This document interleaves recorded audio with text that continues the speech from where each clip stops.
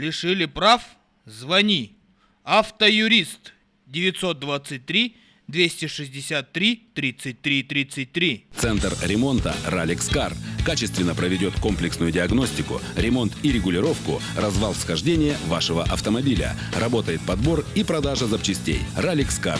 Мы создаем автокомфорт. Кичилуола 3, дробь 1. Новый магазин «Замок» на Аюна-Курсети 103. Защити свой дом и все, что в нем. Здесь вы найдете замок к любой двери. Замки. Аюна-Курсети 103. Превосходный выбор композиции из цветов для любого повода, гелевые шары, цветы в коробках и другие товары для праздника вы найдете в студии цветов и подарков «Прованс». Здравствуйте, в эфире программа «Патруль». Сводку происшествий на минувшей неделе, как обычно, изучала я, Анастасия Маслова. Убийство в Фруктовом раю, ДТП на троих, автомобиль, забитый наркотиком и скрытое наблюдение дорожных инспекторов. Ну и, конечно, традиционный интернет-обзор. Обо всем по порядку. Страшное преступление, которое произошло в Кызыле 29 марта, вновь повергло в шок жителей республики. На этот раз в центре внимания стал один из магазинов по переулку Загородный с заманчивым названием «Фруктовый рай». Вот только рай этот оказался с кровавым следом. В торговой точке жестоко расправились с продавщицей. Около 10 часов утра в дежурную часть управления МВД России по городу Кызылу поступило сообщение о том, что в торговом павильоне обнаружен труп 28-летней женщины с ножевыми ранениями.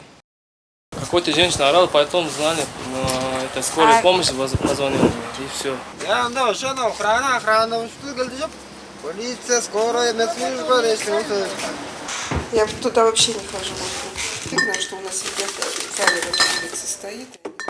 Ничего не видели там. Подозреваемого в преступлении установили практически сразу. Им оказался 25-летний грузчик этой же торговой точки. По предварительным данным, он, находясь в состоянии алкогольного опьянения, с целью хищения денежной выручки из магазина, нанес потерпевшей несколько ножевых ранений в область шеи, от которых она скончалась. Злоумышленник, похитив около 100 тысяч рублей, скрылся в неизвестном направлении. По данному факту следственными органами Следственного комитета России по Туве возбуждено уголовное дело по статье «Убийство».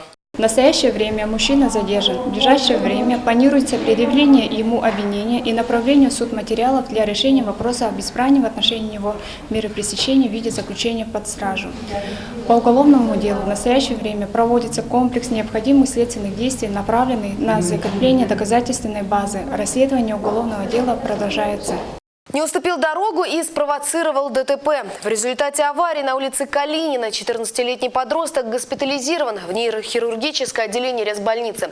Авария произошла 31 марта ранним утром. Как выяснили инспекторы, 51-летний водитель ВАЗа при перестроении с одной полосы на другую столкнулся с другим отечественным авто, которое двигалось в попутном направлении. Травму получил пассажир последней машины. А вот ремонт предстоит обоим транспортным средствам. В отношении же виновника дорожный полицейский составили протокол. И о еще одном ДТП уже на улице Рабочей. 3 апреля около 6 часов вечера там столкнулись «девятка», «Митсубиси» и «Тойота». По информации ГИБДД, аварию на троих спровоцировал водитель отечественного авто. Более того, 26-летний молодой человек вообще не имел права садиться за руль. Как выяснили дорожные полицейские, автолюбитель мало того, что был пьян, так еще и был лишен ранее права управления. При запрещающем сигнале светофора он должен был остановиться перед стоп-линией, но горе-водитель продолжил движение и допустил столкновение с двумя иномарками. В результате ДТП медицинская помощь понадобилась водителю ВАЗа. Запрещенный груз на 298-м километре дороги Кызыл-Агдавурак полицейские остановили для проверки документов «Тойоту». И, как оказалось, не зря. В салоне иномарки было 2 мешка с листьями и стеблями растения. Позже криминалисты установят, мужчина перевозил коноплю массой 2 килограмма. Водителя задержали, в отношении него возбуждено уголовное дело по статье «Незаконное изготовление, перевозка и хранение наркотических средств в крупном размере». Ему грозит до 10 лет лишения свободы. В Кызыле 17-летняя девушка пыталась сдать единый госэкзамен по чужому паспорту. Вот только афера не удалась и обман вскрылся. Согласно графику досрочной сдачи ЕГЭ 31 марта по всей России сдавали математику. Утром в полицию позвонила сотрудница одной из школ и сообщила о том, что 17-летняя девушка пыталась пройти на экзамен с паспортом на имя другого человека. Дознавателем в отношении девушки возбуждено уголовное дело. настоящее время изъятый паспорт направлен на экспертизу в экспертно-криминалистический центр МВД по Республике Тыва. Расследование уголовного дела продолжается. А теперь о происшествиях, случившихся за пределами Тувы и всколыхнувших пользователей всемирной паутины. Интернет-обзор далее. Новосибирск отличился на минувшей неделе. Социальные сети пестрели видеозаписями происшествий. Начну с жесткого ДТП. Водитель «Тойоты» выехал на перекресток, дождавшись зеленого сигнала светофора, и столкнулся с ехавшим на большой скорости микроавтобусом. От удара микроавтобус, в котором находились 2 женщины и 7 детей, отлетел и перевернулся. В результате столкновения малолетние пассажиры Mitsubishi получили различные травмы и были госпитализированы. 3 из них отправили в больницу на санитарном вертолете.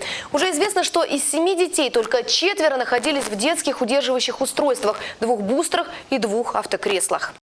Снесло крышу, причем в буквальном смысле слова. Непогода оставила без кровли одно из зданий в Калининском районе Новосибирска. Порывы ветра продолжительное время испытывали на прочность крышу административного здания. В конце концов, кровля напора не выдержала. Поднялась в воздух и рухнула на землю в противоположном от места съемки стороны дома. Вот как это было.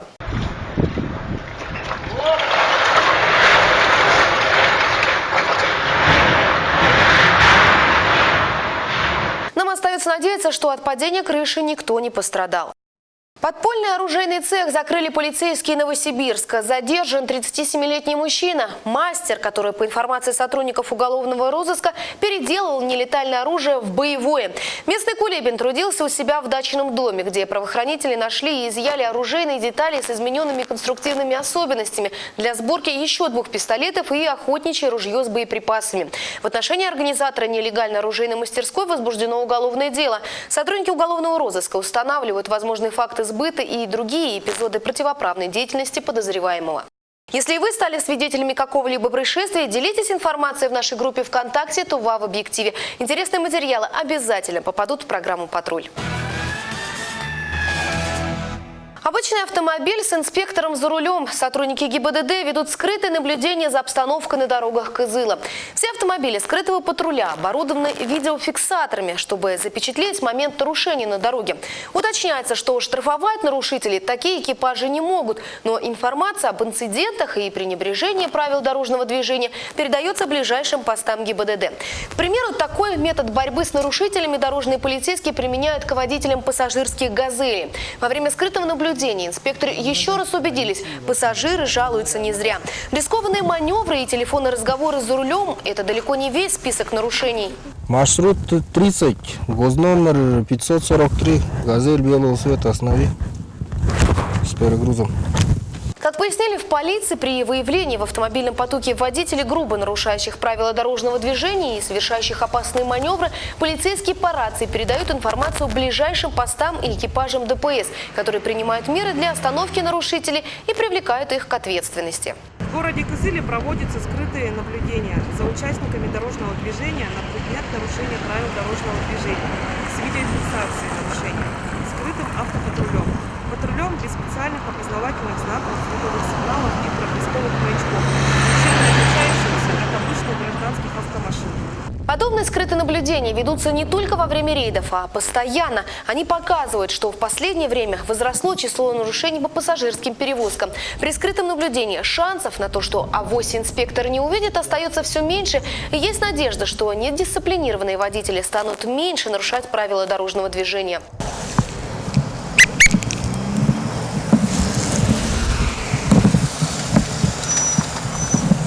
В утренние и вечерние часы пик обстановка на дороге особенно нервная. Люди торопятся на работу, а водители микроавтобусов, кажется, вообще забывают о правилах дорожного движения, добавляя к известной формуле «время – деньги» еще одну составляющую – ДТП.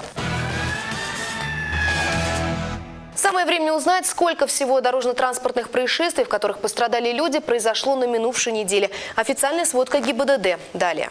С 27 марта по 2 апреля в республике зарегистрировано 3 дорожно-транспортных происшествия, в результате которых 3 участника пострадали. Также за неделю инспекторы ГИБДД задержали 73 водителя за управление в состоянии опьянения, из них 4 автолюбительницы. На прошедшей неделе произошли такие виды ДТП, как столкновение, падение пассажира и съезд с дороги. На этом у меня все. Не забывайте сообщать нам о происшествиях, в которых вы стали очевидцами. Вы можете стать соавтором программы. А этот выпуск смотрите также на нашем YouTube-канале Тувинская единая служба информации. Берегите себя и своих близких. До свидания.